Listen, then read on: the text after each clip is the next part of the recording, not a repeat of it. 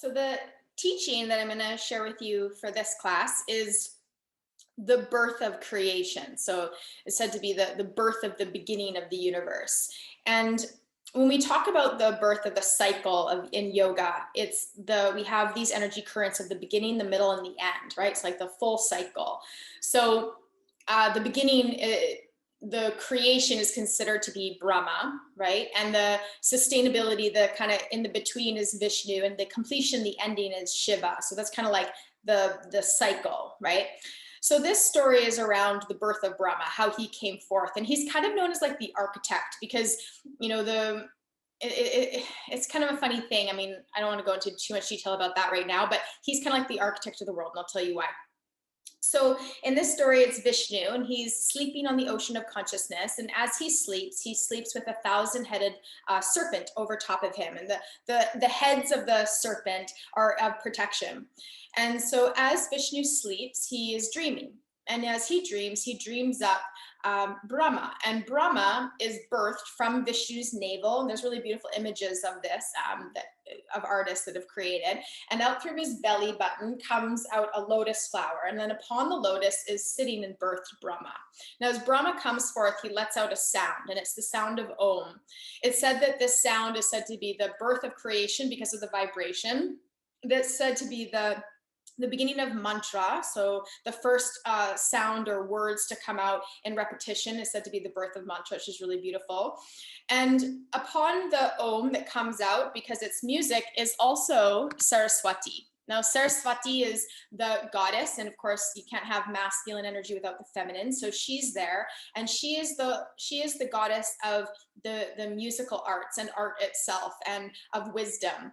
And she, of course, is of divine descent, so she's also on a lotus, and they come out together. And there's a bit of self-exploration of like, where are we, who are we? Just as we come to our yoga mat, we're like, who, we're beginning stages of figuring out really the deeper layers of who we are. So Brahma begins to explore this, like, who am I? And he starts to make a claim of a statement of I am, I am, I am. And he loves this statement of who he is, of this affirmation that he even calls this the birth of mantra, or in repetition of mantra. So there's another one, I am.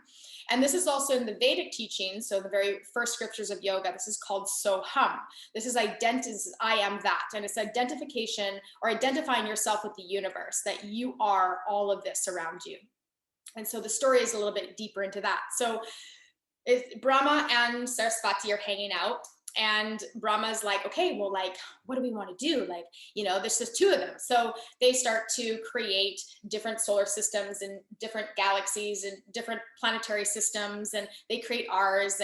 And then Brahma's like, okay, let's do more. And Saraswati's like, okay, this is fun. Like, we're creating, it's artful, it's great. And so they create mountains and trees and rivers and oceans and the ecosystem and seasons and all that. And then Brahma's like, more. And she's like, okay, well, maybe we create like animals, and they can make love, and they can like fight, and and humans, and they fight and make love and reproduce and all these things. And he's like, more. She's like, listen, man, I've had it with you. Like, you're kind of getting irritating. Like, it was fun to start, but now it's just annoying. And she's like, wait a minute, I am the divine feminine. I'm also very powerful, just as powerful as you are. And so she claims her strength, and she's like, you know what, Brahma, I got a game for you. And she gathers him, she cuts him up into billions and billions of pieces. Like, fuck yeah. She, just kidding. I don't, anyways. So she gathers him up into billions of pieces, and she holds him in her hand. And she blows. She goes, and the little pieces of Brahma go out, and they land on the earth, and each one little part of him lands into a human, and a human being. And this is like, hu means light, and being is like to live in the light. And she says, now she whispers to him, she's like, okay, Brahma, now the game for you is to go find yourself. And so the practice of yoga is to unify with the divine, to unify with this identification that you are the universe, you are the trees, you are the flowers, you are one another. We all have this spark within us of the light, and that this reflection, of reminder that, I am you, you are I, and we are all of this. So we get to create this experience and to unify, right? There's no separate. And it's a funny thing, because right now the world is trying to separate and kind of categorize us into different categories and ways of who we are, but ultimately we're all one. So the idea of yoga is that we're all one and we're all union and we're all divine. So the practice today is a playful one in the way of, well, it's going to be practice. You guys know it. It's going to be what we do, and the journeys of the self. So the practice is, the teachings, the Bhagavad Gita's journey of the self, through the self, to that light. All right. So hands to heart.